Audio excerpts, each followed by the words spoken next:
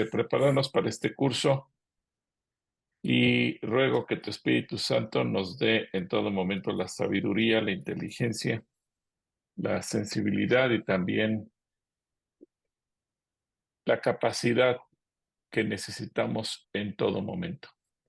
Gracias, Espíritu Santo, por estar con nosotros. Sin lugar a dudas que tú mereces toda la gloria y dirígenos, enséñanos, permíteme a mí ser claro en la exposición de cada una de estas ideas y que haya entendimiento en cada uno de mis hermanos que están conectados y los que se van a conectar o quienes verán esto posteriormente. En el nombre de Jesús. Amén. Muy bien, pues espero que todos se encuentren muy bien de salud y demás. Así que eh, quiero hacer una oración especial también por toda la gente del estado de Guerrero. Padre, oramos por todos los damnificados del estado de Guerrero, en la región de la costa, Acapulco, Coyuca y Tecpan de Galeana y todas las poblaciones alrededor que resultaron tan seriamente lastimadas, para que tú seas el que también tome control y permitas que todas las cosas se puedan arreglar y que también la iglesia podamos estar preparadas para auxiliar, apoyar, bendecir en la manera que sea necesaria. En el nombre de Cristo Jesús. Amén.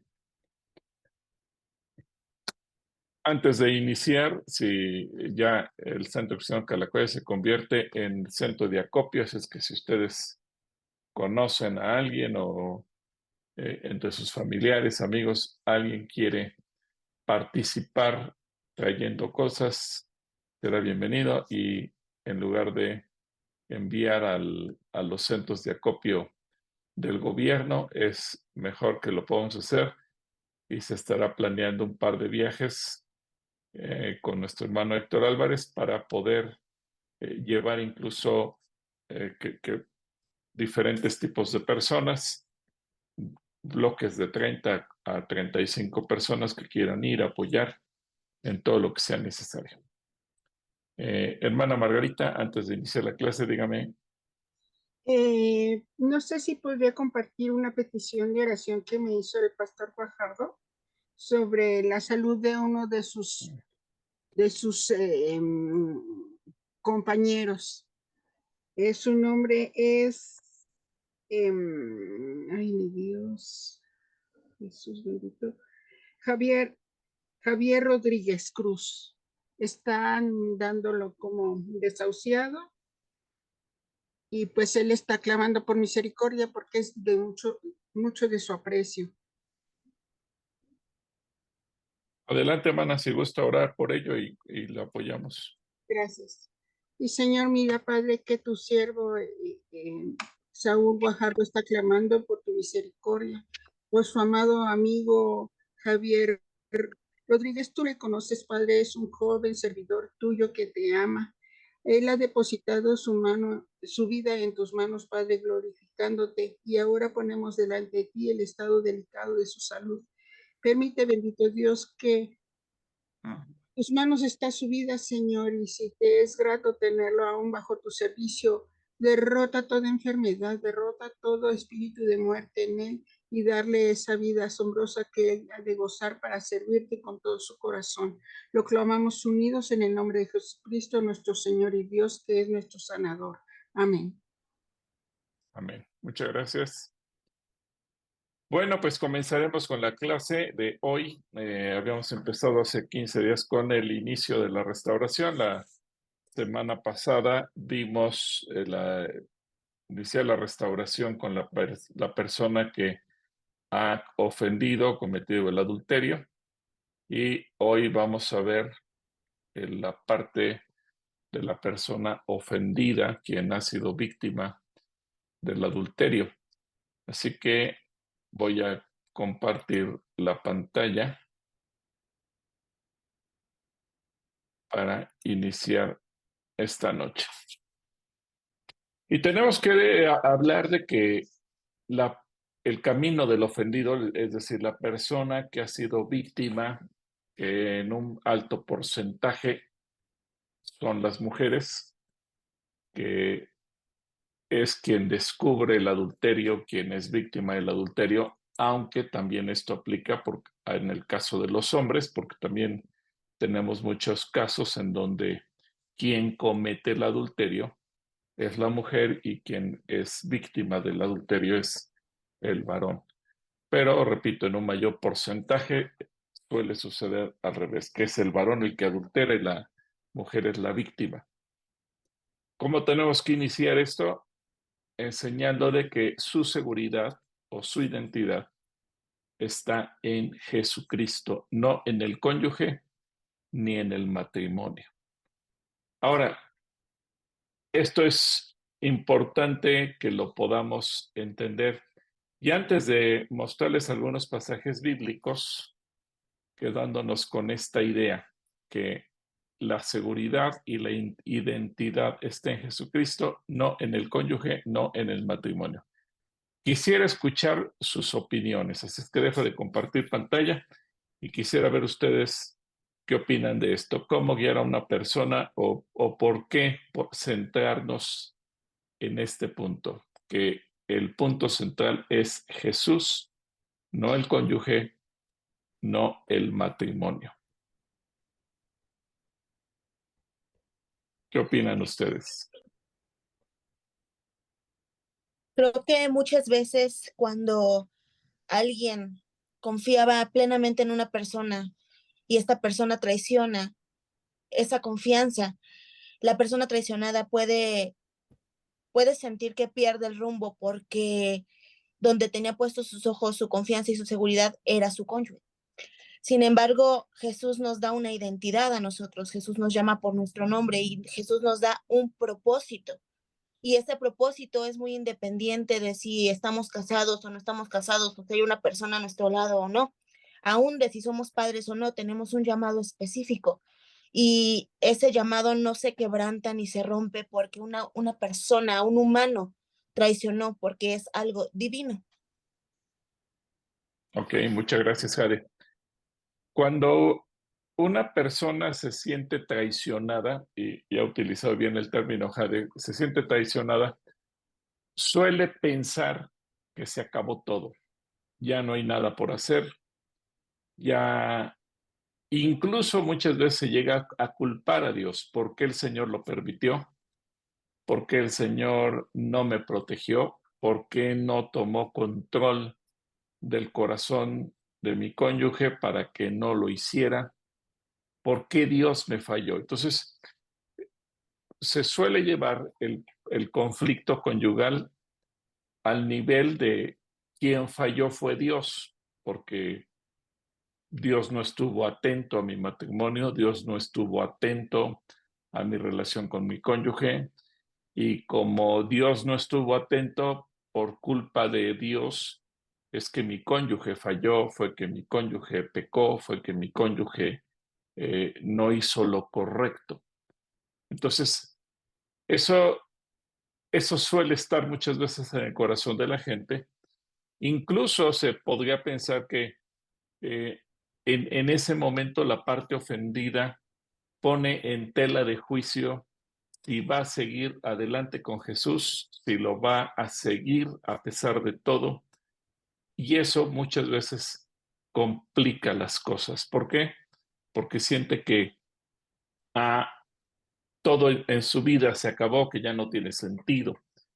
Y muy probablemente su razón de existir, y esto es importante entenderlo, no era Jesús, sino el cónyuge. Es evidente que al cónyuge lo amamos con todo nuestro corazón y que llega a serse una unidad muy especial, pero también es importante entender que antes que el cónyuge tiene que estar nuestra vida centrada en Jesús. Y si no es así, entonces nos volvemos débiles, endebles, y obviamente corremos el riesgo de ser víctimas de las circunstancias. Para la mayoría de las personas, la infidelidad de su cónyuge puede destruir su mundo, su seguridad, puede desgarrar su vida, acabarlo todo. Pero tenemos que entender que el verdadero cimiento de la vida, como creyente, como hijo de Dios, como discípulo de Jesús, no es el cónyuge, no es el matrimonio, ni siquiera las bendiciones que provienen del matrimonio o del cónyuge, porque la vida tiene que estar edificada en Jesús. Así que en medio de la infidelidad tenemos que ayudar a la gente a que pueda recuperar su confianza en Dios.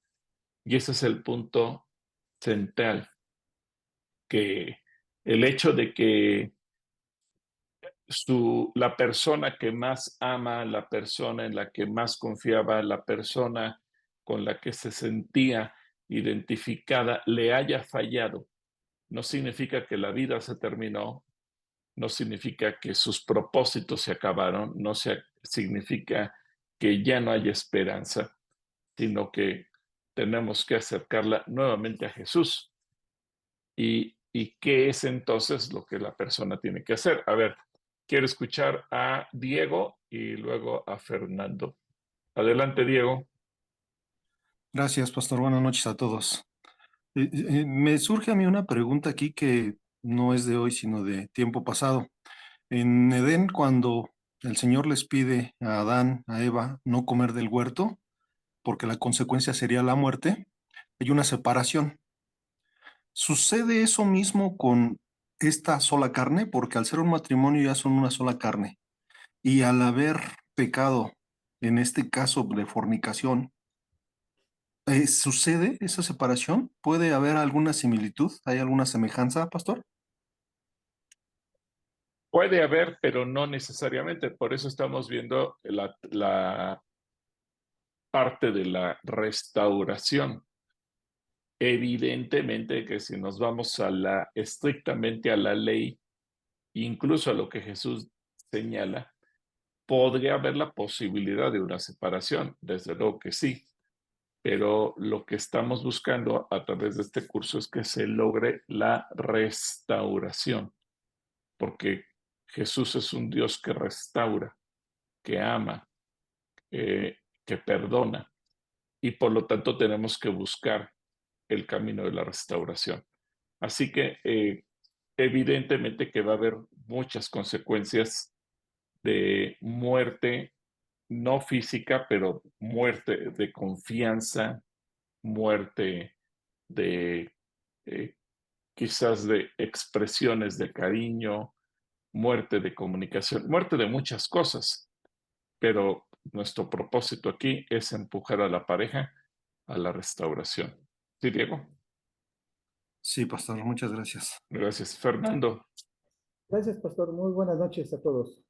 buenas noches. Creo que una de las situaciones que estamos hablando es de restauración y de una persona que ha sufrido el dolor de una infidelidad, sin lugar a duda que en ese momento, como usted bien lo dice, pastor, se encuentra en un momento de no creer en nada ni en nadie. Y es ahí donde nosotros debemos de enfocar el que Él tenga un reencuentro con nuestro Señor Jesucristo para que pueda Él estar seguro de que lo que se está haciendo es lo correcto para buscar primero la salud y la sanidad en Él y después buscar la reconciliación con su pareja. Exacto, eso es correcto, Fernando. Y tal cual, así se tiene que llevar a cabo. Y como tú lo dices, la persona al sentirse traicionada cree que se acabó todo y por lo tanto hace a un lado toda su confianza y cree que todo mundo también le falló. Bueno, vamos a regresar entonces a la presentación y vamos a ver entonces, encuentra tu seguridad e identidad en Jesucristo, no en tu cónyuge ni en tu matrimonio. Ese es el punto central. Y sobre esta línea tenemos que irnos porque va a ser imposible que se restaure algo si no tenemos el fundamento bien puesto. ¿Qué dice el Salmo 27:10? Podrían mi padre y mi madre abandonarme, pero tú, Señor, me recogerás. Es interesante porque aplica el mismo principio de la familia y a lo mejor del cónyuge podríamos alegar que es una persona a la que conocimos o que nos conoció a lo largo de la vida y que algo pudo haber ocurrido. Pero la figura que utiliza el salmista en el Salmo 27 es la más cercana relación que una persona puede tener, que pudiera ser la madre.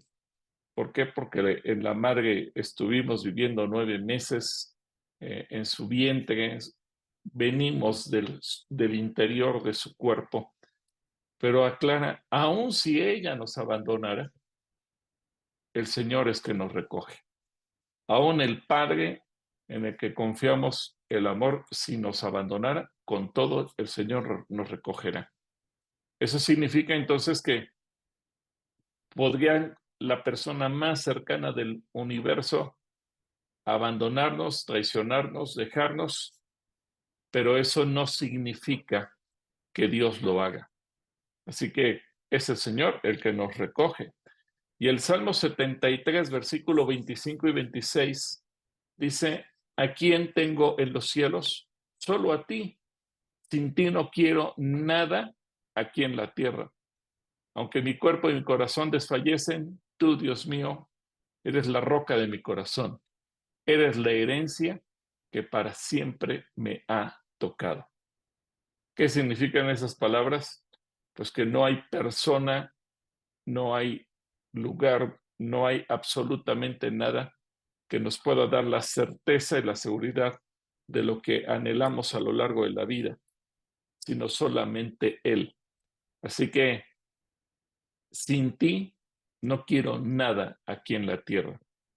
Y el no quiero nada en la tierra sin Dios lo incluye todo. Es decir, aún uno podría pensar, tengo un cónyuge, tengo una familia, tengo cualquier cosa, cualquier persona a mi lado. Incluso podríamos pensar en los propios hijos, pero sin Cristo, si no lo tenemos a Él, nada absolutamente tiene sentido. Así que la figura que nos señala aquí es la dependencia que debemos de desarrollar en Cristo para poder seguir adelante. ¿Y qué dijo el Señor Jesús? Bueno, Él también dice, la hora viene y ya ha llegado, en que ustedes serán esparcidos cada uno por su lado y me dejarán solo, pero no estoy solo, porque el Padre está conmigo. Qué forma tan interesante y tan extraordinaria en que el Señor Jesucristo lo plantea, porque ahora recordemos, Él no tenía esposa, pero Él tenía un equipo, un cuerpo de 12 discípulos, 12 seguidores que eran muy cercanos a Él, a quienes les había enseñado todo, a quienes les había conferido todos sus secretos, a quienes les había enseñado toda su palabra, había vivido con ellos 3 años, habían convivido juntos, habían hecho tantas cosas, y finalmente Él dice, me dejarán solo. Jesús fue traicionado, sí, todos sabemos por Judas, porque lo vendió por 30 monedas de plata. Jesús fue traicionado, todos sabemos, por Pedro, porque lo negó 3 veces en una misma noche. Y Jesús fue traicionado por todos los demás, porque nadie estuvo a su lado, porque todos lo dejaron, porque quizás el más cercano o la más cercana de sus discípulos se quedaron viendo de lejos, pero nadie se atrevió a hacer nada por él, ni para él, ni a su favor, ni mucho menos. Así que realmente tenemos el panorama. Jesús quedó solo, pero él no se sentó a llorar por estar solo. No pensó que su propósito en la tierra se había terminado. No pensó que si sus discípulos, a quienes él iba a encomendar el nacimiento de la iglesia, si lo dejaban solo, entonces qué propósito tenía seguir adelante. Y era un pensamiento lógico. Si los que estoy discipulando, a los que estoy preparando, a los que estoy entrenando, a los que estoy capacitando, de repente me traicionan y me dejan solo, pues ¿qué propósito tiene seguir entonces? ¿De dónde se va a levantar la iglesia? Pero fíjense que Jesús no pensó así. Él no se sintió eh, decepcionado, no se sintió solo, no se sintió abandonado, no se sintió así, porque él sabía, y aquí lo dice, perdón, no estoy solo porque el Padre está conmigo. Así que él nos da la lección principal. Ahora, quiero platicarles un caso. Una mujer que se llama Luisa, la abandonó su esposo, eh, un hombre que eligió a otra mujer un día antes que ella se diera cuenta de todo lo que estaba pasando y ella se sentía decepcionada. Así que eh, finalmente ella, ella se sentía triste, se sentía descorazonada, se sentía deprimida, pero ella lo dijo de esta manera.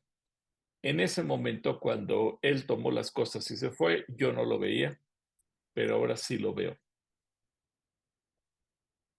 El esposo de Luisa se llama Enrique y ella dijo, había yo transformado a Enrique en el centro de mi vida.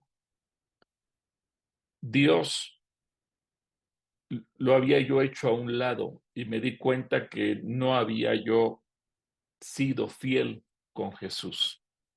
Pero Dios en su amor soberano permitió que mis cimientos se derrumbaran para que yo pudiera aprender a transformar y que el Señor sea el centro de mi vida. Es sorprendente porque esta mujer entendió el propósito por el cual había ocurrido todo. Y es admirable cuando una persona entiende que lo más importante es Jesús. Ahora, ¿qué tenemos que llevar a la gente a considerar? Mirar en esta prueba de manera bíblica, percibir los propósitos soberanos y sabios y amorosos de Dios. Es decir, algo que tiene que quedarle muy claro a la persona que ha sido ofendida, el que es objeto de una infidelidad, el que ha sido traicionado. Dios no lo permitió. No es que Dios haya empujado a tu cónyuge al pecado. No es que Dios haya puesto la tentación en tu cónyuge para que él fallara. No. Pero aún en medio de eso, aún en medio del pecado que Cristo Jesús vino a quitar, y si tu cónyuge falló fue porque había pecado en él o hay pecado en él. Y Jesús vino a deshacer las obras del pecado. Pero aún en eso, aún en el extremo o en el pecado más extremo, los propósitos soberanos, sabios y amorosos de Dios no se pierden. Y dice Romanos 8, 28 y 29, ahora bien, sabemos que Dios dispone todas las cosas para el bien de los que lo aman, es decir, de los que Él ha llamado de acuerdo a su propósito, porque a los que antes conoció, también los predestinó para que sean hechos conforme a la imagen de su Hijo, para que Él sea el primogénito entre muchos hermanos. Ahora, aquí hay que aclarar algo, que aunque la clase de adulterio puede variar, el alcance del adulterio puede variar. Es decir, puede haber adulterio no sexual, porque a lo mejor el cónyuge salió con otra persona como pareja, como novio, pero nunca llegaron a la intimidad sexual. Pero puede haber adulterio donde hubo sexualidad, hubo adulterio o adulterio donde hubo procreación de hijos, hubo adulterio en donde tal vez el negocio o los recursos se pusieron a nombre de la persona con la que se adulteró. Hay adulterio a lo mejor con personas del mismo sexo, hay adulterio de una noche o hay adulterios que duran un año o más, puede durar varios años. Es decir, la clase y el alcance del adulterio puede variar, pero al final de cuentas la realidad es la misma. El pecado existe y la persona que es víctima de adulterio está sufriendo. Y ya lo decíamos la semana pasada, va a querer averiguarlo todo y va a querer que se le cuente todo. Y no importa si es un adulterio de una ocasión o es un adulterio de muchos años, el sufrimiento es el mismo, el dolor es el mismo.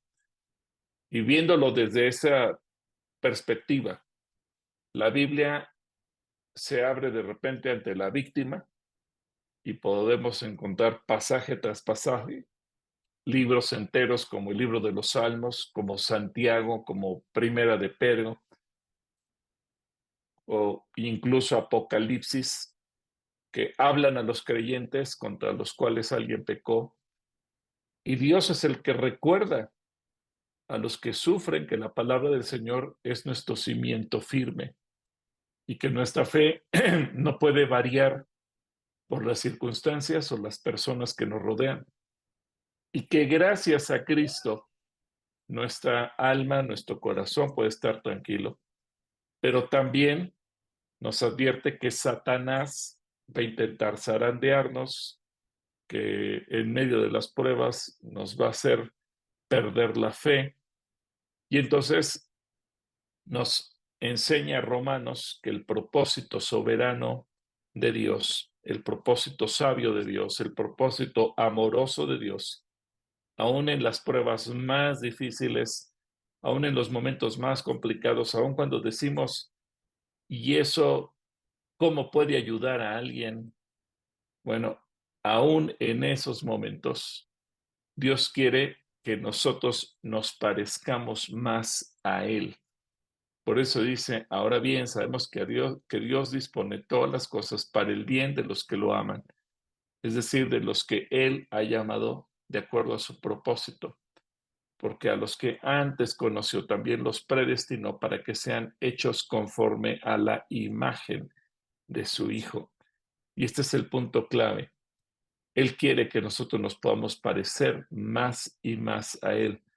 Ahora, yo creo que surge una pregunta, ¿y cómo podría Dios usar una prueba como el adulterio para hacer a la persona que ha sufrido la traición una persona más parecida a Cristo?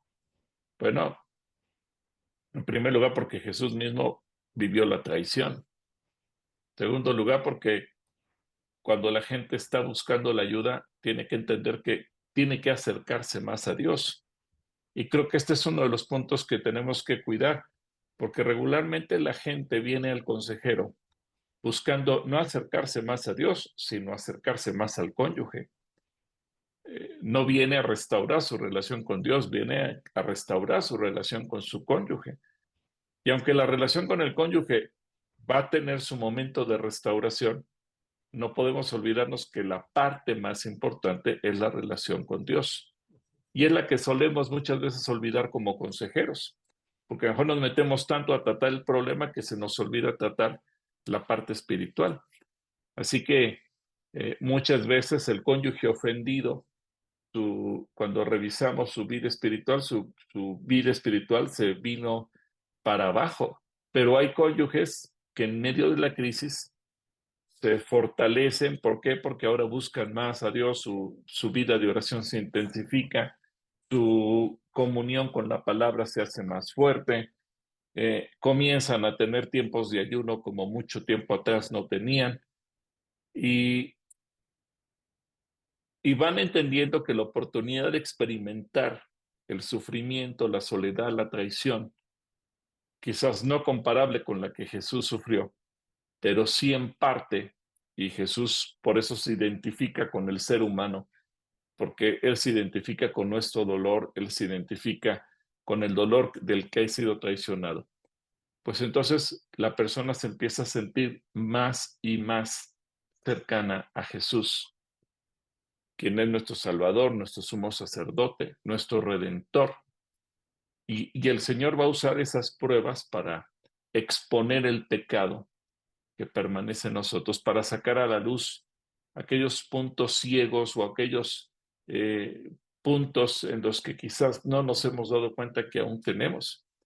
Ahora, hay que aclararle a la persona que ha sido víctima del adulterio que él no fue la causa del pecado de su cónyuge, sino que Dios está utilizando esto para acercarlo más a Él, para animarlo más a Él, para purificarlo o santificarlo más y para traerlo a una mayor comunión con el Señor.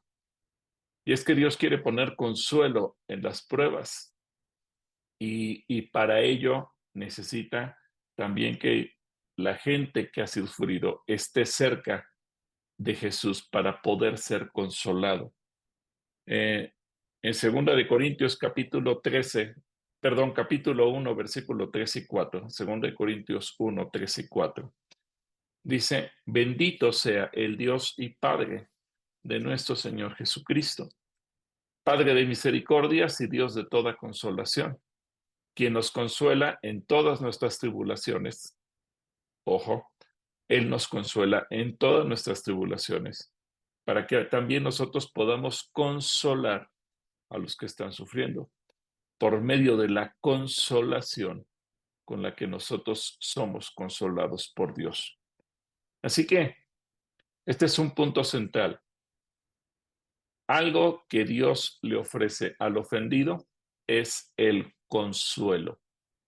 Es la administración que el Espíritu Santo va a traer para consolar, para mitigar el dolor, para que pueda sentirse que aunque su mundo aparentemente se terminó, Jesús lo tiene en sus manos y Jesús no va a permitir que se derrumbe. Jesús no va a permitir que su vida se termine. ¿Y por qué es importante mencionar esto? Porque desgraciadamente muchas veces la gente llega a tener pensamientos suicidas y llega a pensar incluso en el deseo de morir. O sea, si me falló mi cónyuge, ¿qué caso tiene seguir viviendo? Por eso es tan importante que nosotros nos anticipemos a los pensamientos que Satanás pone en el corazón de la gente para meterlo más y más en el propósito de Dios. Ahora, ¿cómo pasar por este proceso?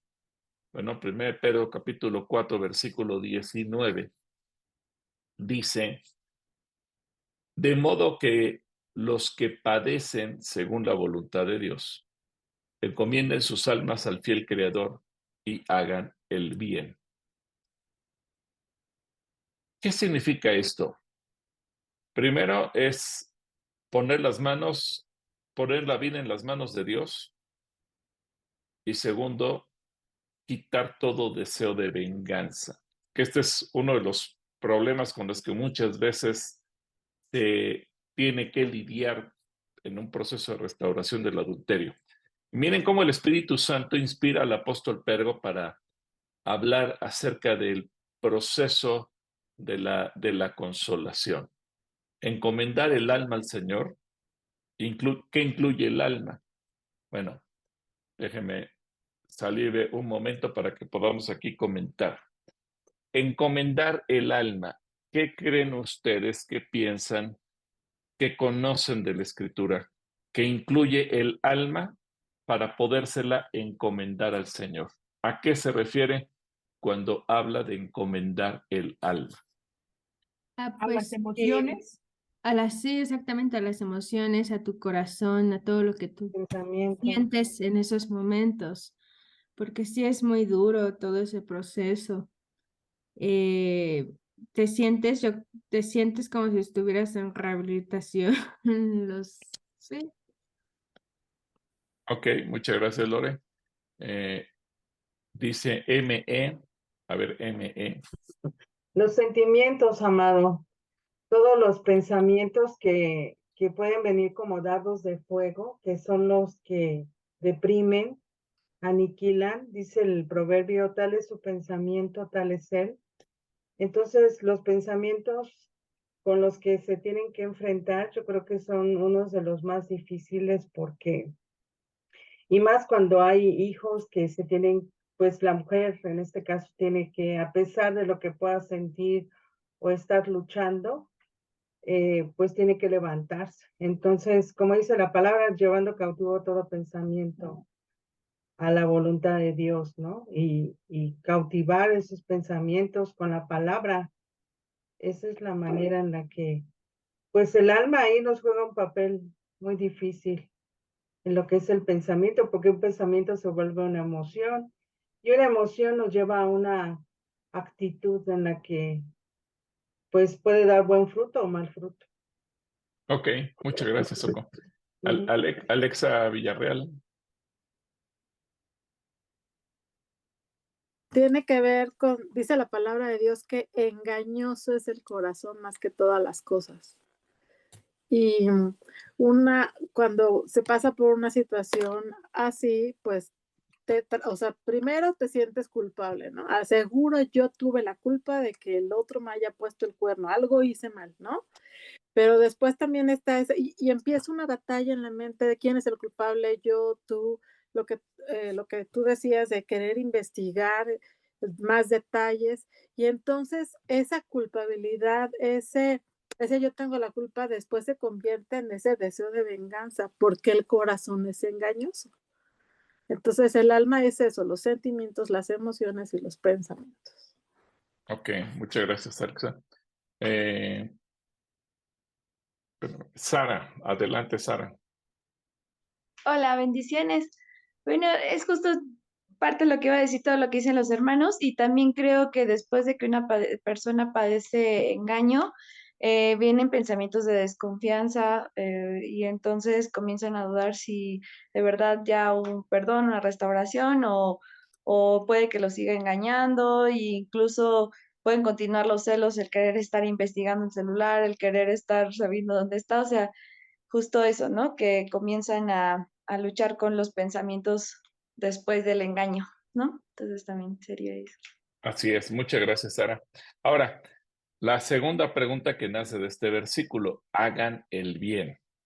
Porque se dan cuenta, muchas veces hemos leído este versículo en nuestra lectura bíblica, a lo mejor nos hemos topado con ese pasaje, a lo mejor Dios nos ha dado este versículo mientras oramos y estamos buscando su dirección. Y dice que los que padecen según la voluntad de Dios tienen que hacer dos cosas. Uno, encomendar el alma. Ya vimos qué es encomendar el alma. Pero viendo la segunda parte, hagan el bien. Cuando una persona viene dolida, pues viene con ganas de ver, me las pagas tú o a ver quién me las paga, pero alguien me las tiene que pagar. Ahora, ¿cómo podemos aplicar este pasaje a hacer el bien? Adelante, Evelyn. Buenas noches a todos. Pues puede ser orando, empezar a orar por el cónyuge y pues poner en manos de Dios la situación que se esté pasando para, pues junto con lo que vamos aprendiendo de la palabra, pues irlo poniendo en práctica para pues rescatar, ¿no? Los matrimonios. Ujú. Muchas gracias. ¿Quién más tenía la mano levantada? Ah, Sara, a ver, Sara. Bueno, pues yo creo que es parte de lo que incluso me parece que vimos en el curso anterior, que venía el Levítico cuando hay que restituir y eso por la parte que engañó. Ahora sí que conseguir de nuevo la confianza, pero la persona que está perdonando, pues obviamente es aplicar eso, ¿no? El perdón, el olvidar y hacer bienes. No, a veces, muchas veces empiezan a reprochar y a reprochar, ¿no? Y nunca perdonan y cualquier motivo es como suficiente para decir, es que tú me engañaste. Incluso me ha tocado ver personas que supuestamente ya perdonaron, pero siempre se cuelgan de ahí y hacen cualquier cosa, no solamente el engañar, sino incluso hacer enojar y están en continuo molestando a la persona y si la persona que engañó le dice, oye, pues ya perdóname, ¿no? Se supone que ya, o sea, ya llega un punto en el que pues no se nota ese perdón que debería de haber, ¿no? Se supone que tendría que estar completamente sano su corazón y no estarse todo el tiempo champándolo también, ¿no? Ok, muchas gracias. Beatriz. Buenas noches. Romanos 12:17 nos dice, no paguéis a nadie mal por mal y procurad lo bueno delante de todos los hombres. Y dice, y si es posible, cuanto dependa de vosotros, estad en paz con todos. Y creo que este versículo es bastante amplio en este respecto, a invitarnos a hacer el bien. No importa el mal que nos hayan hecho, frenar nuestro corazón de hacer lo mismo que nos hicieron. Muchas gracias, Beatriz, eres muy amable. Muy buen comentario. Diego. Gracias. Sí, gracias, pastor. Me parece que también el testimonio es importante porque cuando Jesucristo sanaba a alguna de las personas enfermas, estas inmediatamente iban a decirles a las demás personas. Entonces, el hecho de que una persona pueda suceder, le pueda suceder esto, pues implica que se convierte en un testimonio para aquellos que puedan sufrir la misma situación. Y al ser testimonio, como dice la primera parte del verso, pues haciendo el bien, y las demás personas que probablemente no conozcan al Señor, pues puedan ser capturadas, cautivadas para el Señor. Ok, muchas gracias. ¿Qué dice Jesús? A ver, ¿quién quiere leer algún pasaje donde Jesús hable de cómo debemos de tratar a nuestros enemigos, aún poniéndonos en el punto de que quien ha sido víctima del adulterio ve ahora a su cónyuge como el peor de sus enemigos? ¿Quién quiere leer ese pasaje?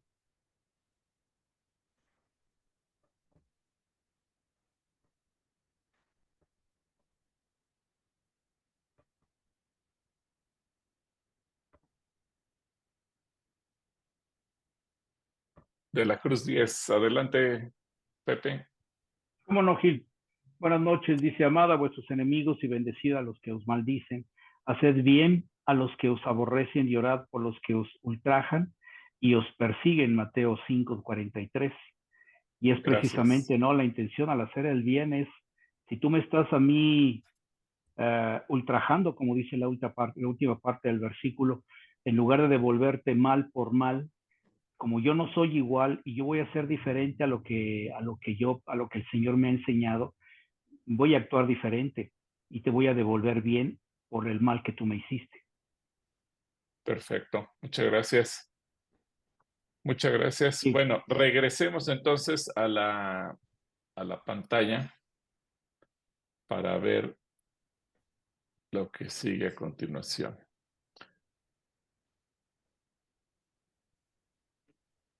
Perdona a tu cónyuge de forma actitudinal e incondicional a la luz del Evangelio.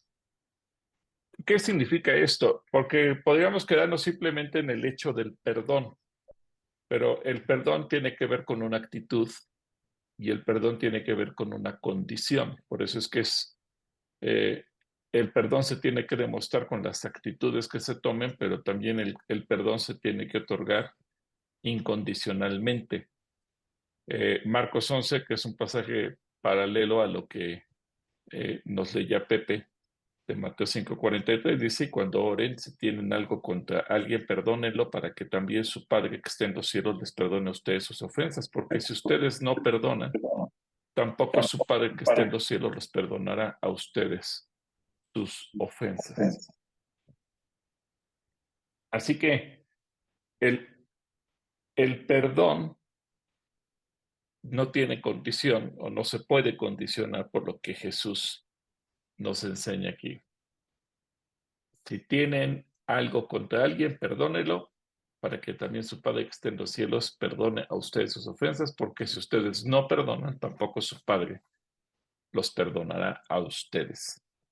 Así que más bien nosotros somos los que estamos condicionados a perdonar, si es que queremos tener el perdón de Dios. Ahora, cuando examinamos la enseñanza de la Biblia sobre el perdón, es útil entender que hay dos niveles. Cultivamos un perdón de actitud, de disposición, de corazón, anterior respecto a todos los ofensores. En particular, pensemos en el cónyuge que ha fallado. Es decir, el perdón se tiene que otorgar sí o sí, o de lo contrario, nosotros tampoco seremos perdonados. Y eso tenemos que llevar a la persona que ha sido ofendida a entenderlo. Pero también entendemos el perdón desde el punto de vista de relación. Es decir, por eso es que vamos trabajando con las dos partes juntas. Y aquí tenemos dos posibilidades. Uno, que el pecador, el cónyuge adúltero, el que ha ofendido, esté arrepentido, pida perdón, se muestre sincero y diga, realmente reconozco mi pecado, todo lo que ya vimos la semana pasada. Y entonces, obviamente, el perdón que le otorga el cónyuge ofendido va a ayudar a que la relación comience a restaurarse. Por eso el perdón tiene que ver con la actitud y el perdón tiene que ver con la relación. Si no se logra el perdón de la relación, ese matrimonio va a sufrir mucho. Y hay matrimonios que a lo mejor han pasado 10, 20, 30 años desde que ocurrió el adulterio y tal vez el adúltero nunca más volvió a adulterar. Pero ese matrimonio no pudo ser feliz. ¿Por qué? Porque en la parte ofendida siempre quedó el rencor. Entonces, cualquier gesto, cualquier acto de amor que haya cometido el adúltero hacia el cónyuge es mal visto. ¿Por qué? Ya alguien lo mencionó de ustedes hace rato. Porque los celos dañaron el corazón, porque no estuvo dispuesto a perdonar. Si le lleva flores, ¿qué hiciste? ¿Por qué me traes flores? Si le prepara una rica comida, ¿por qué me preparaste esta comida? Siempre tratan de averiguar por qué hiciste, por qué me tratas con amor, por qué me atiendes bien, qué quieres esconder, qué hay detrás de tus caricias, qué hay detrás de las palabras bonitas. Y eso implica la imposibilidad de una restauración total. Y obviamente eso va dañando y las parejas se enfrían porque nunca se dio un perdón total. Dijo en su corazón, sí perdono, pero la realidad es que en la relación el perdón nunca se gestó, nunca se llevó a cabo. Ahora, la otra posibilidad es que el adúltero nunca se arrepiente y al contrario, decide seguir viviendo en su adulterio y eso pudiera llevar incluso a que la pareja se separara y que la parte ofendida decida mejor vivir solo que vivir al lado de un adúltero. Pero aún en ese caso extremo, también es importante que otorgue el perdón. Tendrá todo su derecho de decir, ya no quiero vivir más con esta persona porque simplemente está siguiendo en adulterio. Y el otro no le importa y dice, bueno, pues prefiero vivir en adulterio y prefiero irme al infierno que estar bien contigo. Está bien, pero la parte ofendida también tiene que estar dispuesta a perdonar para que él mismo pueda ser libre o ella misma pueda ser libre. Entonces el perdón tiene su primer nivel de incondicional delante de Dios, de querer estar en su presencia y no ser víctima del odio, del resentimiento, del rencor. Y Lucas 23:34, fíjense el nivel al que Jesús llega, y otra vez Jesús es nuestro ejemplo. Jesús decía, Padre, perdónalos, porque no saben lo que hacen. Y los soldados echaron suertes para repartirse entre ellos sus vestidos. Jesús llega al extremo más grande. No solamente otorga su perdón, sino que además ora para que el Padre perdone al ofendido. Y eso nos lleva entonces a pensar que el cónyuge está en un proceso de restauración cuando no solamente dice, Señor, perdona a mi cónyuge por el daño que me hizo, sino cuando también ora, Señor, y perdónale tú. Cuando se puede llegar a ese nivel es que esté entendiendo el factor del perdón. Y esta actitud del arrepentimiento nos lleva a mirar también en Lucas capítulo 17, versículo 3 y 4, donde dice, así que tengan cuidado. Si tu hermano peca contra ti, repréndelo. Y si se arrepiente, perdónalo. Si en un solo día peca 7 veces contra ti y 7 veces vuelve a ti, el mismo día y te dice, me arrepiento, perdónalo. Ahora, aquí este versículo nos puede representar un dilema y nos puede representar también un desafío. ¿Por qué? Porque, y voy a quitar pantalla para que podamos platicar también. Habrá cónyuges cínicos, sinvergüenzas, que van a aprovecharse de este versículo y se lo ves. Jesús dice, si 7 veces contra ti peca y 7 veces vuelve a ti diciendo, perdónalo, perdóname, lo tienes que perdonar. Y entonces se vuelve en un juego para él. Puedo pecar porque tú estás obligada u obligado a perdonarme. A ver, ¿ustedes qué opinan de ese versículo? Pues yo creo que tú eres el bueno, el que perdona es el principal ganador en este caso, ¿no? O sea, porque también no podemos ser pues guardianes de la vida de nuestro cónyuge. Bueno, sí en oración, obviamente, pero me refiero al que en su necedad continúa pecando, pues, o sea, sería muy triste que que se llevara también de encargo a la otra persona. Yo creo que cuando perdonamos aún las veces que sean necesarios, el principal beneficiario es la persona que perdona.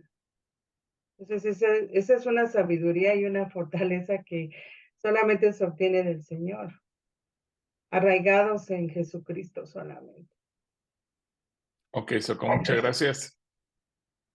Dieter. Pastor, bueno, considero que, como lo hemos leído, el perdón está basado en el arrepentimiento. Y una persona que reincide y reincide y reincide, sistemáticamente, pues no está mostrando ningún síntoma de arrepentimiento básico. Así que, pues, en ese sentido, creo que sí, es importante perdonar las ofensas en todo momento, pero también esta persona no creo que esté pidiendo perdón con arrepentimiento. Ok, muchas gracias, Dieter. Eso es correcto. A ver, adelante, mi hermana Margarita, luego Ivette. Prácticamente lo mismo, pastor. Yo creo que la escritura dice que tenemos que perdonar a un 70 veces 7, pero una persona que es reincidente en el pecado no tiene un verdadero arrepentimiento, pastor. Ok, muchas gracias. Sergio Villarreal. Hola, buenas noches. ¿Sí me escucha? Sí. Ok. Pues mira, yo creo que ahí la persona, o ya sea él o ella, está buscando cómo escudarse, ¿no? Cómo zafarse de la consejería. Y es muy típico que agarren lo poco que investigan, ya sea en Internet, acerca de la Biblia, y utilizan ciertos versículos para tratar de acorralar al otro o a quien nos está discipulando, ¿no? Entonces, por eso es importante, inclusive, casi estudiar a quiénes son los que vamos a discipular para que identificar realmente cuál es la intención del, del pecador, ¿no? Porque todo lo que le digamos, evidentemente que le va a entrar por un oído y va a salir el otro porque no quiere ser aconsejado, ¿no? A pesar de que una de las partes quiera resolver la situación, ¿no? Correcto. Muchas gracias. Muchas gracias, Sergio. Pepe de la Cruz. Sí, Gil, y mira, cuando dice el Señor en Juan 8:11, que al final del versículo le dice, vete y no vuelvas a pecar, no es, yo lo tomo como un mandato, que cuando tú realmente entiendes, aunque sea ese versículo, tú lo recibes como que ya me quitaron la cuenta, la carga que tenía yo como pecado, y ahora ya me está diciendo, no lo vuelvas a hacer. Quiere decir que esa persona no entiende, se escuda en la convicción que tiene la otra persona, sea hombre o mujer. La está usando, pero no la entiende. Al contrario, yo pienso que ahí es una burla y es una blasfemia. Y pues sí, 70 veces 7, pero yo creo que ahí el Señor va a obrar en él, porque él sí escudriña el corazón del hombre, y más cuando está mintiendo y está abusando de esta palabra. Gracias, es cierto eso. Bajo ninguna circunstancia el hecho de tener que perdonar 7 veces al día si peca y regresa, bajo ninguna circunstancia da licencia para pecar. Bajo ninguna circunstancia es una licencia para que la persona siga cometiendo cualquier clase de pecado, de fechoría o de acción en contra del cónyuge. Pero al mismo tiempo, el Señor nos pone una condición que no importa qué tan fuerte haya sido el agravio, no importa lo que haya ocurrido, la responsabilidad del ofendido es perdonar. Y ese es el punto que tampoco podemos nosotros perder de vista. Para el ofensor no es una licencia. Ya se habló aquí, y Pepe lo puso bien en la mesa, el mandato de Jesús, no peques más. Y este pasaje que estamos leyendo de Lucas no es una licencia para seguir pecando, pero para el ofendido el mandato es, tú tienes que perdonar. Así que indudablemente que es cuestión de lo que nosotros podamos también trabajar con el corazón de quien ha sido ofendido y trabajar con la pareja. El perdón que le otorga el cónyuge ofendido al ofensor, bajo ninguna circunstancia le da libertad al ofensor para seguir adelante con su pecado. Y es importante mencionarlo porque vamos a encontrarnos de repente alguno que otro que dice, bueno, pero si Dios manda el perdón y se va a tratar de escudar de alguna manera, pero eso lo único que va a revelar es lo que hay en su corazón y que no hay temor de Dios, que no hay arrepentimiento, como se mencionaba también.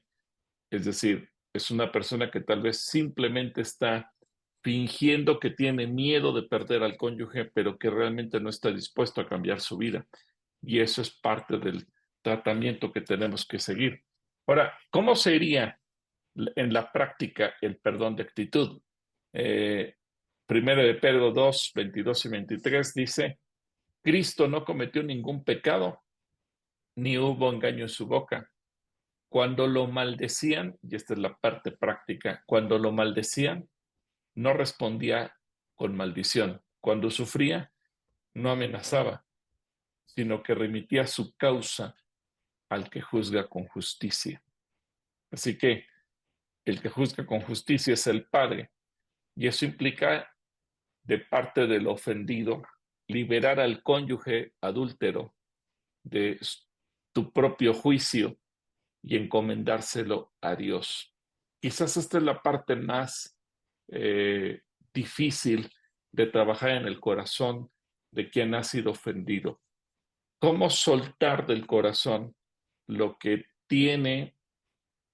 Y hay que aclarar, es entendible que se sienta mal, es entendible que esté enojado, es entendible que se sienta decepcionado, es entendible que se sienta triste, es entendible todo eso.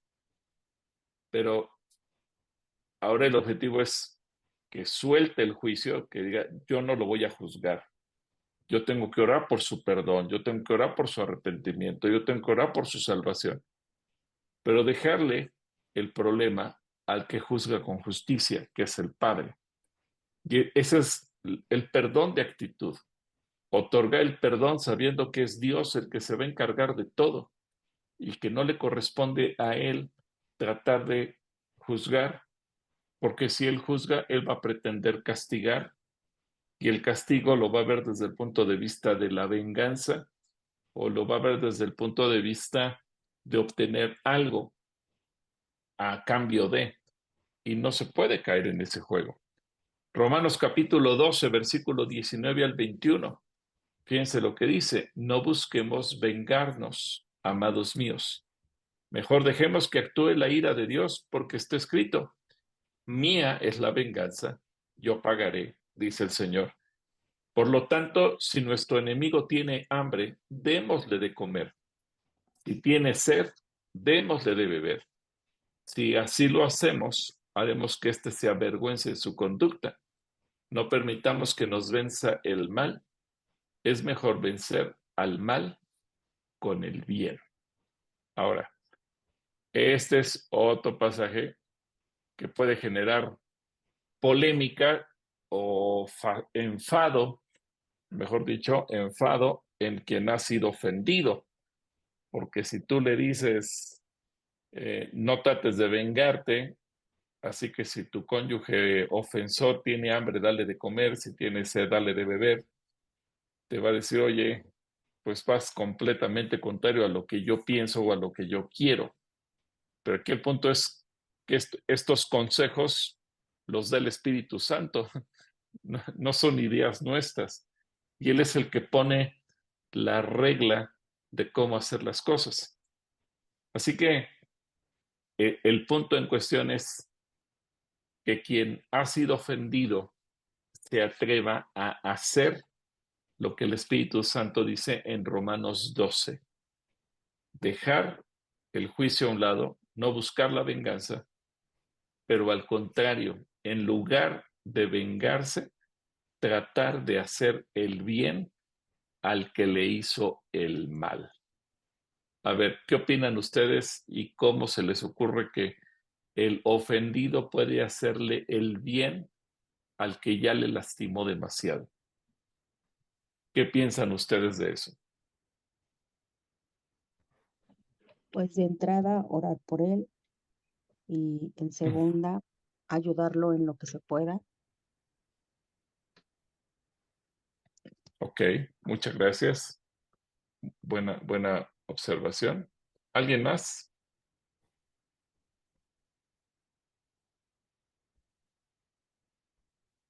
Ella Buenas tiene noches. levantada la mano. Evelyn tiene la mano levantada, y luego Fernando. Yo creo que es súper importante, primeramente, pues el perdonar, porque eso va a dar libertad, va a dar, pues, paz en el corazón si se perdona, también genuinamente, y eso va, pues, a disminuir todo el coraje, el rencor, que se sienta y, vas a sentir esa libertad para poder actuar en amor. También, bueno, en la palabra de Dios, Mateo 6, 14, 15, dice: si ustedes perdonan a los otros sus ofensas, también su Padre Celestial los perdonará a ustedes. Pero si ustedes no perdonan a los otros sus ofensas, tampoco el Padre de ustedes les perdonará sus ofensas. Entonces, siento que eso pues va a traer paz, ¿no?, a nuestro corazón para empezar a captar todo lo que Dios nos quiera mostrar pues a las personas que estén pasando por esto, y poder actuar en amor hacia los demás, porque pues, también dice la palabra que no es contra carne ni sangre, sino contra príncipes y potestades, ¿no? Entonces, pues hay que actuar para rescatar también al cónyuge. Ok, muchas gracias. Fernando, adelante, por favor. Gracias, pastor. Muy buenas noches. Creo que aquí también entra un punto muy importante, que es la madurez espiritual de las personas que vienen pidiendo consejo, pastor. Porque muchas veces la gente que ya conoce la palabra puede ser un poco más dócil al recibirla, pero la gente que no conoce y que viene buscando ayuda sin conocer la palabra de Dios, ahí sí está un problema muy fuerte, pastor. No sé cómo lo ve usted ahí. Ok, ahorita vamos a ese punto. Sí, ahorita respondemos eso. Sergio y Alexa.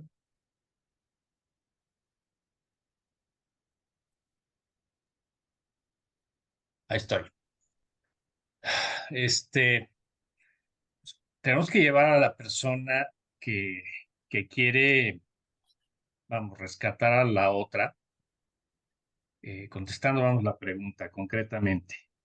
Creo que tenemos que adoptar prácticamente la palabra y aunque nos pese y aunque creamos que inclusive no sé, el límite de nuestra mente, tenemos que llevar a la persona a que ejecute la palabra de Dios tal cual, al pie de la letra, para que se pueda adoptar esa palabra en su vida y pueda hacer el bien a su cónyuge, ¿no? Entonces, a pesar de que nuestra mente sea limitada y que creamos que no va a pasar nada y que se va a tardar el Señor en responder o lo que sea, necesitamos llevar a la gente a sembrar. Probablemente no se sembró previamente, se descuidó su vida espiritual de la pareja, ¿no? Eso sucede en muchas ocasiones, yo creo. Pero hay que llevar de la mano al que sí quiere cooperar para que haga el bien al prójimo, ¿no? De acuerdo.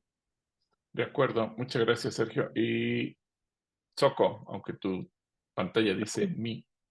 Ah, perdón. Lo que pasa es que cuando hay una situación así en el hogar, el cónyuge ofendido tiende a castigar. Por ejemplo, si es la mujer, pues ya no te doy, ya no hago de comer, ya no te doy de comer. Aquí literalmente dice el versículo, si tiene hambre, dale de comer. Si tiene sed, dale de beber. Entonces, cuando existe un perdón y se está en un proceso de restauración, pues debiera de tratar ambos de seguir llevando por los mismos roles que se vienen gestando. Igual el varón, que a veces castiga también, pues ya no dando gasto, ya no proveyendo.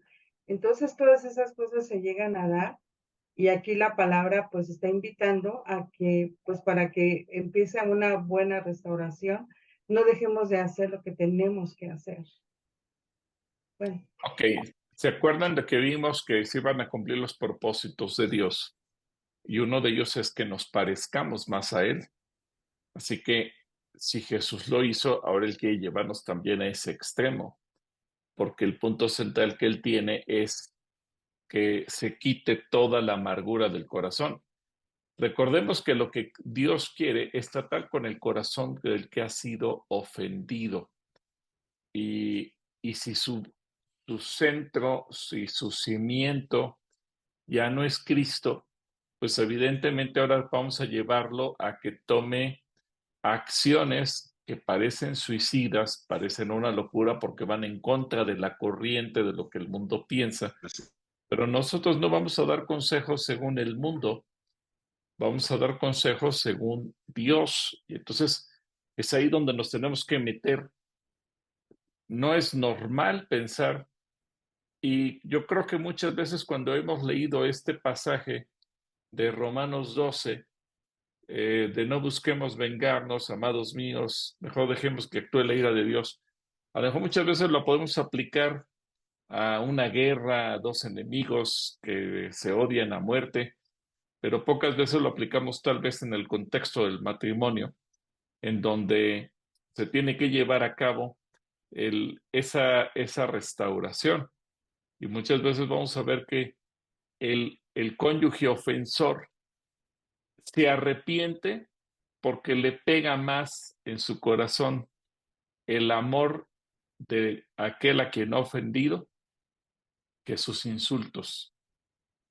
Le son más fuertes en su corazón la forma en que lo trate, aunque él sabe en su corazón que no se lo merece, que un trato despectivo.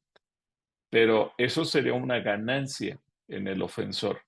La parte importante es que al ofendido nosotros no nos convertamos en un cómplice del ofendido para que se vuelva una persona más amargada, más vengativa, más rabiosa. Y quiero aclarar esto, por eso les he dicho, se entiende que pueda sentir todo eso, pero el peor error que nosotros podríamos cometer es convertirnos en su cómplice para que ahora tenga más odio, para que ahora tenga más sed de venganza, para que ahora tenga más coraje. Pues eso ya lo siente solito, no necesita que yo, consejero, se lo alimente más. Lo que yo tengo que traerlo es al corazón de Jesús. ¿Y cómo es el corazón de Jesús? Estando en la cruz, Él oró por los que lo estaban crucificando. Padre, perdónalos. Y la vida cristiana se trata de parecernos lo más posible a Jesús. Ahora, tenemos 5 manos levantadas, así es que en orden en que me aparecen, Isela, a ver, aparece Isela, Ilide, Verónica, Manuel y Eli y Elías. Isela, adelante. Hola, pastor, buenas noches y hola a todos. La condición del ser humano sin Dios, ya lo dijo usted y concuerdo con usted y con Evelyn completamente y con todos mis hermanos, no es el de perdonar cuando uno se siente agraviado, ofendido, lastimado. Al contrario, esa sed de venganza surge en el corazón mismo, ¿no? Inclusive conociendo a Dios, pastor. En Sí. nosotros. Pero nosotros metemos al Espíritu Santo. Perdón, Isela, perdón. Tu conexión no Cuando está bien y realmente no te viene un escuchamos. cambio y un perdón del corazón. Y si el Espíritu Santo mora en nosotros, lo buscamos, lo cultivamos. ¿Me escuchan, pastor? No, Si no, te quiere, ¿quién sigue, escuchamos muy pastor? cortado. Sí, porque se te corta demasiado. Ok, Elide. Y buenas noches a todos. Sí es cierto que viene una sed de estar mal y de que le pase lo mismo que tú sientes, pero también es una necesidad de ya estar bien, porque entran en un círculo vicioso de estar mal y no salen de él. Entonces llega el momento en que ya no quieres saber cómo, pero ya quieres que se acabe, porque te sientes tan mal que necesitas arreglarlo de alguna manera. Y es cuando entra el versículo ese que dice que por el testimonio de la mujer el varón será convertido, o viceversa, porque a veces ellos son los que llegan a Cristo. Y al haber un cambio, se quita esa sed o esa necesidad, o sea, como quieras, mira, pero yo ya no quiero pelear, como tú quieras, pero yo ya no quiero tener problemas, como tú quieras, pero, y cuando tú llegas a esa paz, es porque tú ya has estado buscando la presencia de Dios, porque tú ya quieres tener esa paz, tienes esa necesidad de estar bien. Ok. Y yo creo que la otra persona también es su necesidad, y eso es un choque porque les descontrola terrible y de repente ya no saben qué hacer, porque ya no encuentran esa mujer rencillosa que está buscando un problema, que está buscando una discusión, que está buscando. Entonces, esa sed de venganza realmente tú te das cuenta que cuando se la dejas a Dios, las cosas cambian radicalmente y Él es más efectivo que lo que uno puede hacer. Gracias, Eli. De acuerdo completamente. Sigue Verónica. Adelante, Vero. Buenas noches, pastor. Yo tengo una pregunta. ¿Será correcto que dentro de esta perdón, no importa cuántas veces sea necesario, llega la persona a caer en el cinismo o pues en la sinvergüenza, ¿no? De estar una y otra y otra y otra vez. ¿Sería correcto en algún momento otorgar el perdón, pero dejar de hacer el bien?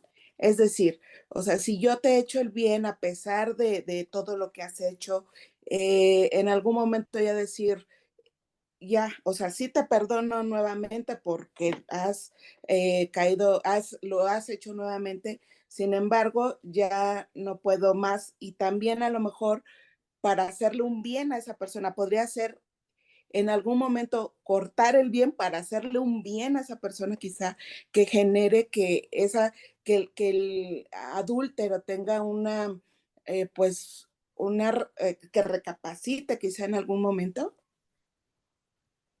Es buena pregunta. Ahí lo mejor sería una separación. Lo mejor sería una separación. Ya lo veremos en su momento en este proceso, pero lo mejor es una separación para evitar que también el ofendido esté cayendo en una actitud de odio, de rencor, de resentimiento, porque también tenemos que cuidar su corazón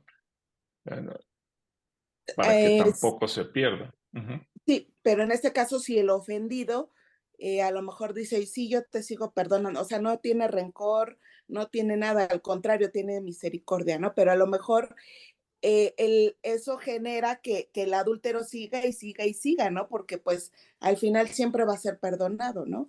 Entonces, Sí. en algún momento se podría, sobre todo porque a lo mejor hay otras personas afectadas, como los hijos, ¿no? Que ven que su mami no quiere salir de ese círculo, ¿no? Entonces, a lo mejor en algún momento influir los hijos de decir, ya basta, ¿no? Ya pone un alto o deja de estarlo perdonando a cada rato porque no tiene cuándo se arrepienta, ¿no? Sí, ese punto hay que analizarlo y por eso es importante en todo caso recomendar la separación, porque el dejar de perdonar no es una opción, por lo que hemos visto, ¿sí? Pero sería más sano en un momento de no un divorcio, pero sí una separación. Pero dejar de perdonar no es una opción. ¿Ok? Ok, Manuel y Eli, Sí, hermano, buenas noches. A mí me gustaría citar aquí en esta parte cuando Dios nos dice que resistamos al diablo y él huirá de nosotros. Cuando uno perdona, bueno, es difícil perdonar como han citado los hermanos. De hecho, queremos hacer exactamente todo lo contrario en nuestra carne, todo lo contrario que lo que el Señor nos aconseja en la Biblia. Como citaba nuestra hermana Soco, decía, dale de comer al hambriento, dale de beber al sediento, y etcétera. Y nosotros cuando estamos enojados o cuando estamos decepcionados, pues queremos hacer exactamente lo contrario. Pero aquí es donde cabe donde entra este versículo de resiste al diablo, porque el diablo, ya cuando empezamos a tener ese tipo de sentimientos, es cuando le abrimos la puerta al enemigo y entonces empieza a haber cosas cada vez más fuertes, ¿no? Entonces, en cambio, sin embargo, resistimos estas cosas y hacemos exactamente lo contrario, y creo que los primeros beneficiados somos los que perdonamos, somos los que empezamos a tener esa restauración, como decía la hermana Elide, pues viene esa paz y entonces el Señor empieza la restauración en nuestro corazón y por lo tanto empieza la restauración ya no nada más de nosotros, sino también de los hijos y del que ocasionó el adulterio. Ese es mi comentario. ok, muchas gracias, Eli. Muchas gracias, muy acertado. Eri tenía la mano levantada, Eri, pero no sé si la bajó o se desconectó.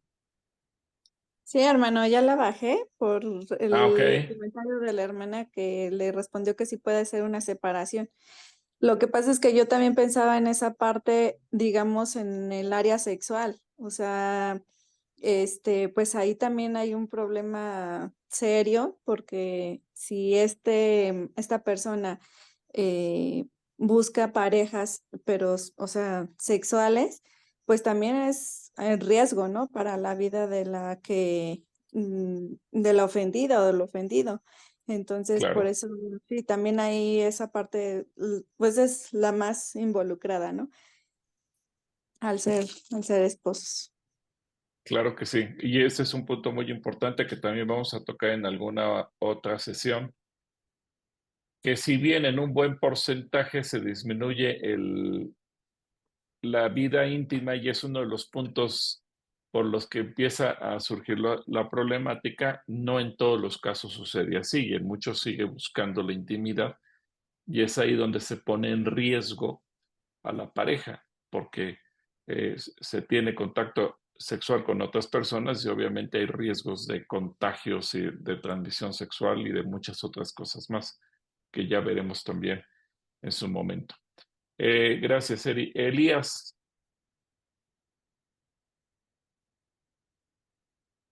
Al respecto, creo que la pregunta es, ¿a qué se refiere esto de hacer el bien? Aquí en el chat me pareció muy interesante una respuesta que da Keren Navarrete, no reprochando, porque al estar reprochando continuamente, finalmente, lo que estamos haciendo es, aunque haya sido el otro el que provocó el rompimiento, o el que está haciendo la infidelidad, al estar reprochando le estás afectando de alguna manera. Entonces simplemente no reprochar, ya seguramente no se siente muy bien quien haya cometido la infidelidad. Así es. Dejar que Así es. Dios sea el que opere. Ok, Elías, muchas gracias. Bueno, y Margarita, y le paramos para poder seguir, si no nos vamos a quedar aquí. Un comentario rapidísimo, pastor. Cuando la persona afectada es creyente y está bien cimentada en el Señor, pienso que puede hacer la oración como la hizo el rey David en Salmo 50:21, que dice, estas cosas hiciste y yo he callado. Pensabas que de cierto sería yo como tú, pero te reprenderé y las pondré delante de tus ojos. Cuando el que es lastimado y es creyente puede poner todo esto delante del Señor y no recurrir al, al, al reclamo, al chantaje, a estar recriminando constantemente. Pero si no es eso, yo creo que lo propicio la separación, tanto física, a lo mejor en habitaciones separadas o definitivamente fuera del mismo techo, pastor. Considero yo eso. Sí, muchas gracias. Muy, muy valiosa su aportación, hermana Margarita. Bueno, vamos a seguir con la presentación para poder continuar con esta clase. Y entonces vemos, no permitamos que nos venza el mal. Creo que esta frase es fundamental. No permitamos que nos venza el mal. Es mejor vencer al mal con el bien. Pero luego Jesús también agrega lo siguiente en Mateo 18, versículos 12 al 14. ¿Qué les parece si un hombre tiene 100 ovejas y una de ellas se pierde? ¿No deja las otras 99 y va por los montes a buscar a la que se ha perdido? Si llega a encontrarla, de cierto les digo que regocijará más por aquella que por las 99 que no se perdieron. Del mismo modo, el Padre de ustedes que está en los cielos no quiere que se pierda ninguno de estos pequeños. Este versículo los cristianos lo llegamos a ver como algo tierno, algo bonito al momento en que estamos compartiendo el Evangelio y que entendemos que Dios está buscando al perdido. Es decir, lo vemos como algo bonito, como algo incluso que muchas veces lo manejamos en el aspecto evangelístico, pero cobra otra dimensión cuando le ponemos una imagen al que se pierde, y el que se pierde es el adúltero, y entonces se nos hace incongruente, difícil de pensar, de procesar, que el Señor deje a 99 ovejas para ir a buscar a ese adúltero que se está perdiendo, como que eso no nos entra en la cabeza y decimos, pero ¿cómo? A ese debía darle una patada y mandarlo al infierno. ¿Por qué lo va a buscar? Bueno, pues porque Jesús murió por todos y no sabemos al final de cuentas qué quiere hacer. Por eso, si se dan cuenta, el Señor dice, no te vengues, no busques tú la venganza, deja la justicia de Dios. Y la justicia de Dios no necesariamente va a ser destruir al adúltero, sino que va a buscar su arrepentimiento para que él pueda entrar al proceso de la salvación. Y en la parte del ofendido, ¿cómo puede suceder eso? Dice, en vez de eso, sean bondadosos y misericordiosos y perdónense unos a otros, así como también Dios los perdonó a ustedes. Es interesante que un versículo arriba, en el versículo 31, dice, quítese de ustedes toda amargura. Es decir, Dios lo que pretende es que podamos hacer a un lado la amargura del corazón y que la gente verdaderamente pueda entrar en esa fase en donde su corazón está en la disposición de ser restaurado. ¿Y qué consejo le tenemos que dar al cónyuge ofendido? Bueno, perdona a tu cónyuge de forma total si se arrepiente. Es decir, no quedarse dando vueltas al pecado. ¿Por qué? Porque muchas veces el ofendido insiste e insiste y le da una y otra vez vueltas al asunto y en la medida que su corazón capte el corazón del Evangelio y su corazón se alinea al perdón de Dios, pues va a estar abierto a una reconciliación total. Ahora, la reconciliación depende, y por eso es que hacemos énfasis en el ofendido y en el ofensor. El ofensor se tiene que arrepentir y tiene que dejar su pecado, pero el ofendido tiene que perdonar y tiene que dejar de darle vueltas al pecado. Muchas veces la restauración no se logra porque el ofensor no se arrepiente de corazón, y muchas veces la restauración no se logra porque el ofendido sigue dándole vueltas al pecado. No sacar a colación el pecado ni usarlo en contra del cónyuge, no hablar con otros sobre el pecado.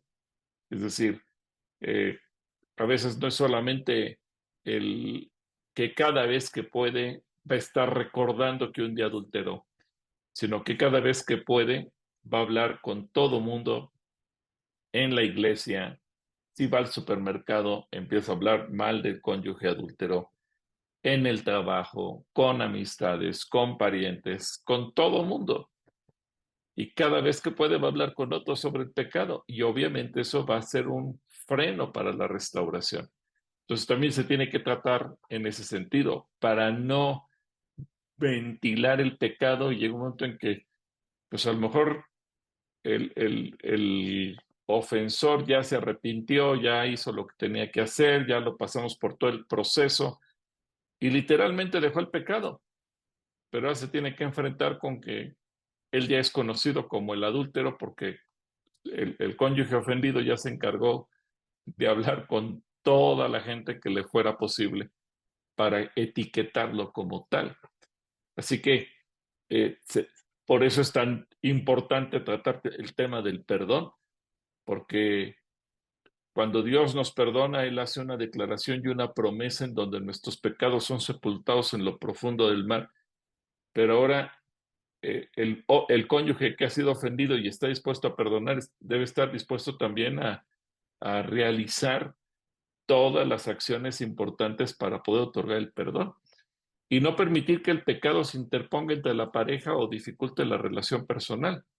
Entonces, fíjense, 1, no quedarse dándole vueltas al pecado. 2, no sacar a colación el pecado ni usarlo en contra del cónyuge. Cada vez que puede, lo saca. Cada vez que puede, lo recuerda. No hablar con otros sobre el pecado y no permitir que el pecado se interponga en la pareja o dificulte la relación personal. Porque es una decisión que debe de surgir después de que el ofensor confesó el pecado y debe estar dispuesto a perdonar, pero obviamente tiene que tener también estas condicionantes en su corazón. Creo que el romper alguna de estas condicionantes van a poner en una condición frágil la relación y que se pueda lograr una restauración total. ¿Por qué? Pues porque a lo mejor ya el pecado sí existió evidentemente, pero ahora al pecado se le dio tanta autoridad, tanta importancia, que socialmente, familiarmente, espiritualmente, anímicamente, es el pecado el que reina, es el adulterio el que está ahí en la mente, en los recuerdos, en los sueños, en las conversaciones, en la relación, incluso en las amistades. El pecado ya dejó etiquetado. Y eso es lo que tenemos que evitar. Por eso es tan importante tratar con el corazón del ofendido para que esté dispuesto a perdonar. Y sobre todo si está buscando una restauración. Si el ofendido desde un principio decidió separarse, está bien, está en su derecho.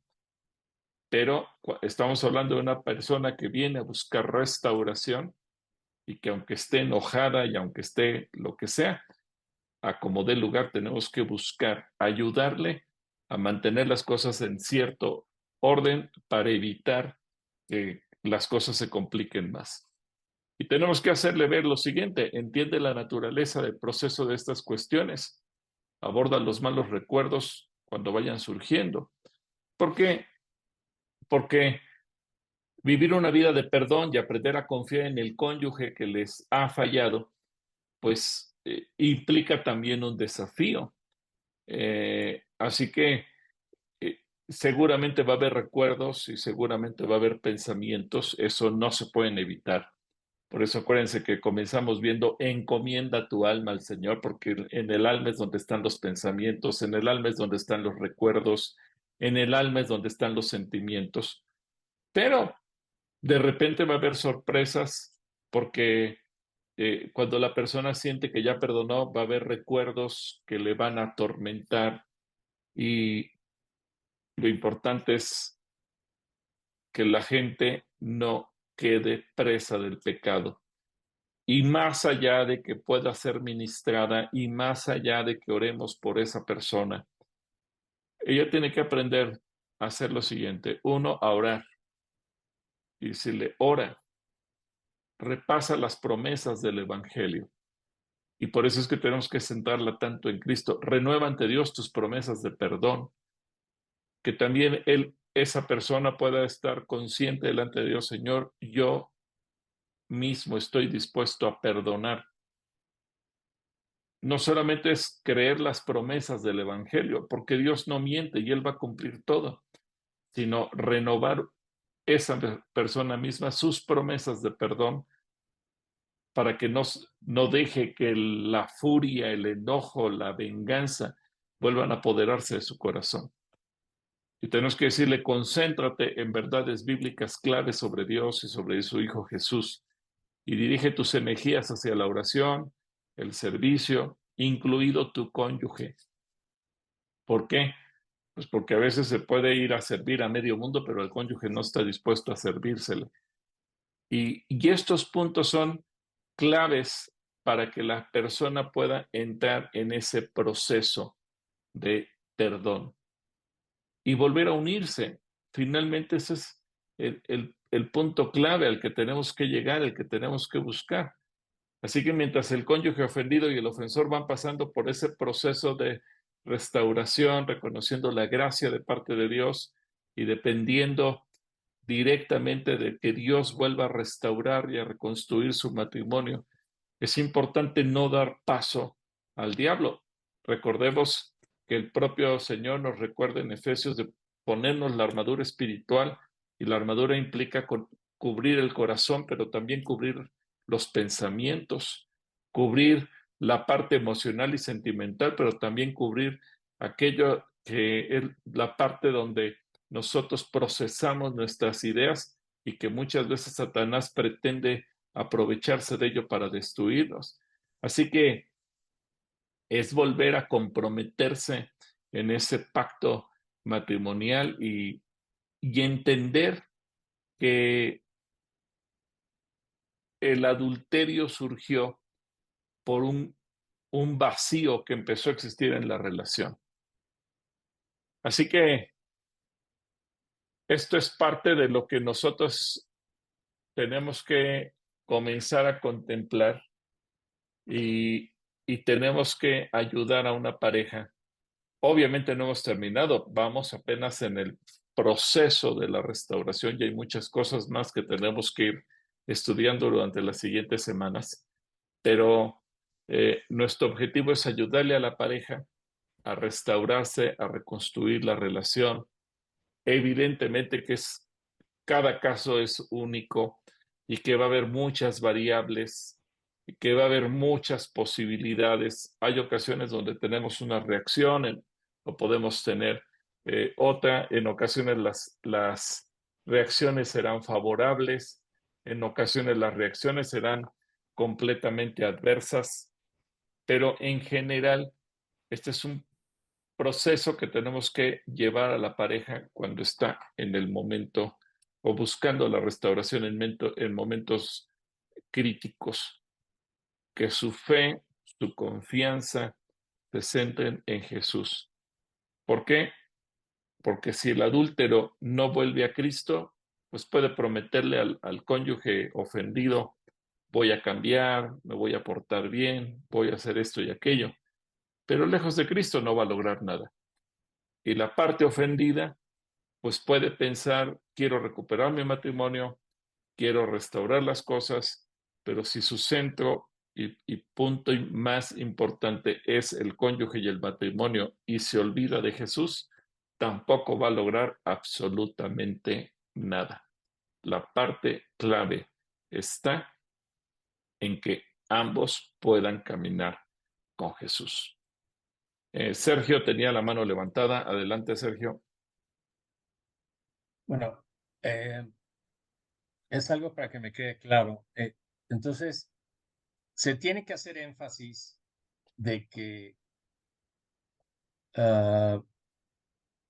el estudio bíblico o el estudio de cada versículo que le demos o dejemos de tarea, lo tienen que hacer juntos. O sea, sí o sí lo tienen que hacer juntos para evitar que uno no lo haga o le dé el avión a la otra persona.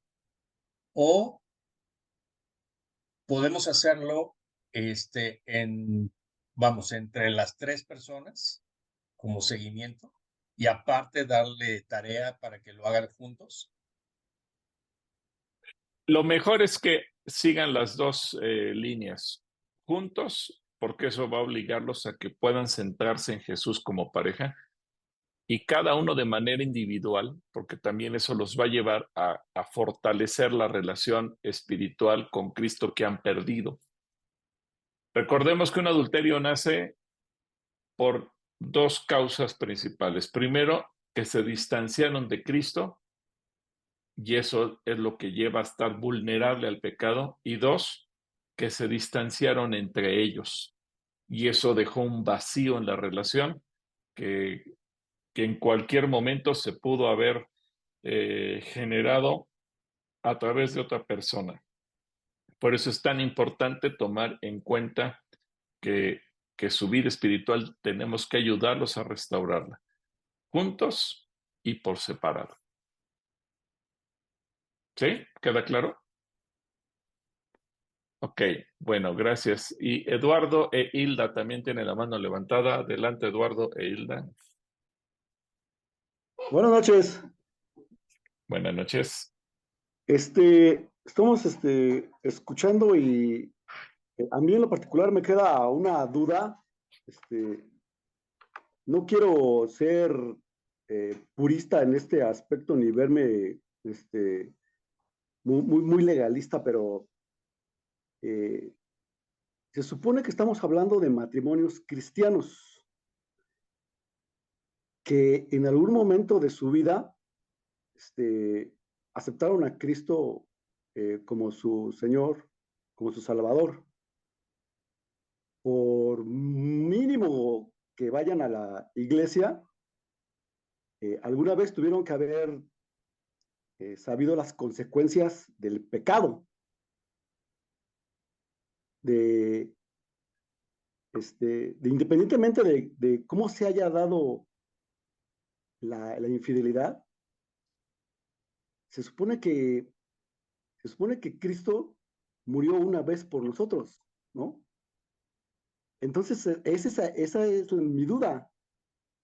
O sea, ¿qué es lo que pasa ahí? Porque dejar las 99 ovejas e ir por el que está extraviado, pues ya se había dado, ¿no? O sea, el punto es que, ¿cómo lo explico?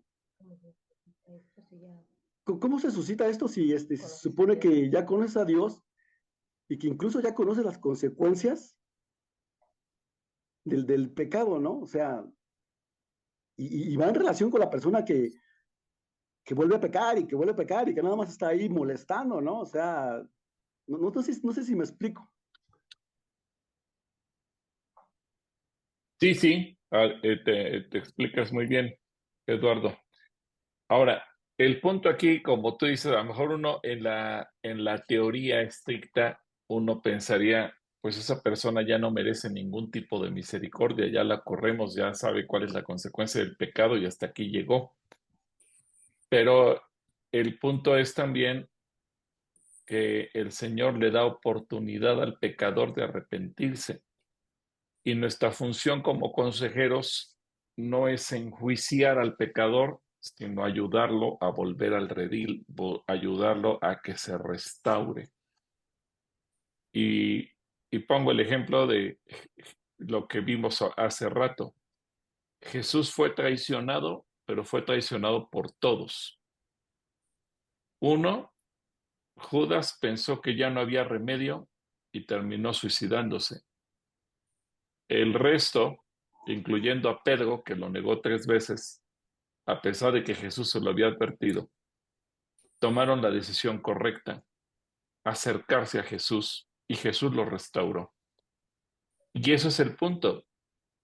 El pecado se puede cometer de muchas maneras, y ahorita estamos viendo el caso específico del adulterio, pero el pecado puede darse en cualquier otra área de la vida. Entonces tendríamos o empujamos a la gente a decirle, ya no tienes chance y hasta aquí llegó tu salvación, o ayudarle a ser restaurado.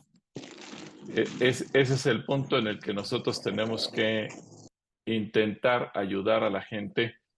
Y obviamente aquí lo que estamos buscando es a que se restauren las parejas que han caído en algún momento en una crisis conyugal, esta muy en particular por causa del adulterio. ¿Sí? Ok, muchas gracias. Para servirte. Y recuerda, eso tampoco le da licencia, como lo veíamos, eso no da licencia para pecar. Ahorita lo estamos viendo desde el punto de vista de consejeros, pero eso no le da licencia al pecador. Es decir, al fin y al cabo tengo el perdón, porque no sabemos en qué momento también Dios le quite la oportunidad de arrepentirse. ¿Sí? Ok, muchas gracias. Muy bien, gracias. Gracias, Eduardo. Alguien había levantado la mano, pero la bajó. Pues, si no hay más comentarios. ¿Quién, perdón? Isela, Ah, Isela. sí, la tenía levantada. A ver, Isela, si tiene la mano levantada. La bajé, pastor, pero es que quería dar nada más un comentario. No sé si ya me escucho bien. A ver, adelante, Isela. En relación a lo que decía el hermano, a veces creemos que estar y haber recibido a Jesús en nuestro corazón y estar yendo a la congregación, orando y haciendo muchas cosas, eso nos exime de pecar.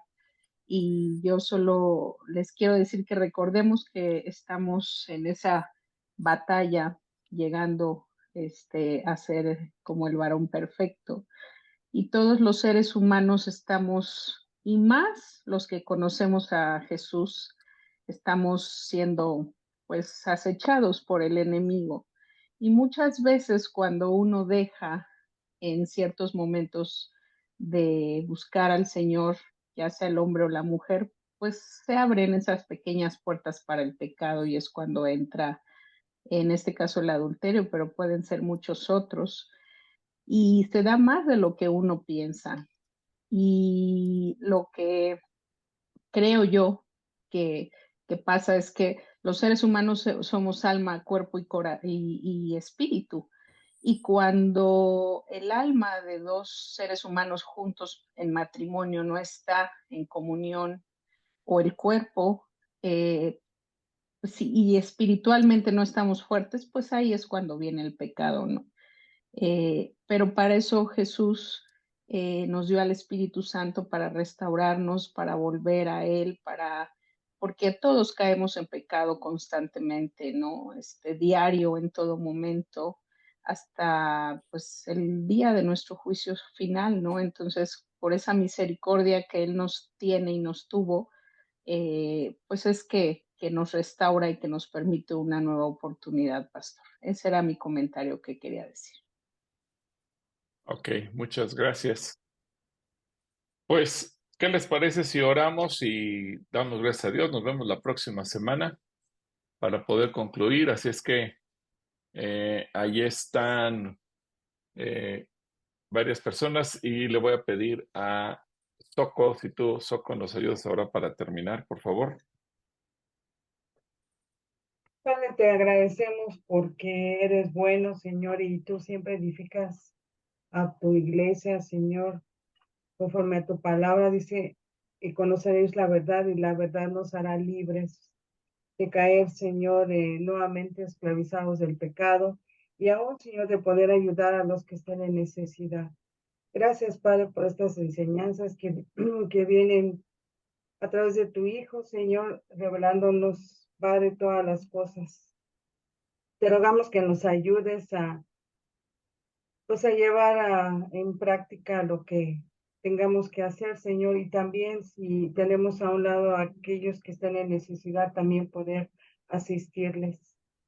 Te alabamos y te bendecimos, Señor, por esta noche y te agradecemos en el nombre de Jesucristo. Amén y amén. Amén. Amén. Muchas gracias, que Dios les bendiga a todos, que la paz de Dios sea con ustedes. Gracias. Gracias, pastor. Buenas noches a todos. Gracias, buenas noches. Gracias, buenas Gracias, noches. pastor. Dios le Buenas bendiga. noches. Todos los hermanos tengan un sueño Shalom. reparador. Diga también, hermano. Buenas noches. Gracias, gracias. Shalom. Buenas noches. Bendiciones. Shalom, shalom, shalom.